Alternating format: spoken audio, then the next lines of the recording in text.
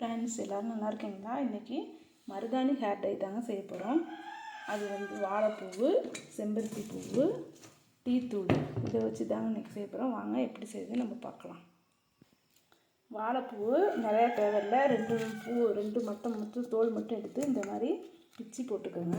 இதில் வந்து நம்ம செம்பருத்தி பூக்களை இதுக்குள்ளே சேர்த்துடலாம். 1 டீஸ்பூன் டீத்தூள், 1 கிளாஸ் தண்ணி. இது நம்ம டிக்காசனாக கொதிக்க வச்சு எடுத்துக்கலாம். 1 கைப்பிடி மருதாணி எடுத்து அதை கழுவிட்டு இதுக்குள்ளே சேர்த்துக்கோங்க. பார்த்தீங்கன்னா நம்ம சேர்த்துருக்க வாழைப்பூவோட தோல், செம்பருத்தி பூவு, டீத்தூள், 1 வெத்தலை, அவ்வளோதாங்க. இங்கே பாருங்கள் எப்படி நல்லா டார்க்காக வந்துருக்குங்க.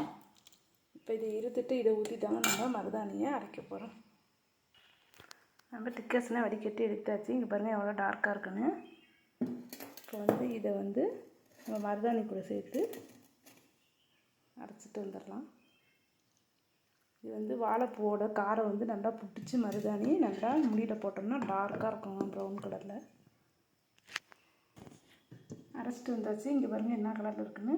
இது நம்ம தலையில் தேய்ச்சிட்டு 1 மணி நேரம் கழிச்சு நீங்கள் குளிச்சிட்டிங்கன்னா முடி வந்து நல்லா ப்ரௌன் கலரில் இருக்கும். நீங்கள் மைக்கான வந்து அவளி பொடி தேய்ச்சி குளிச்சிங்கன்னா நல்லா கருகருன்னு இருக்கும்.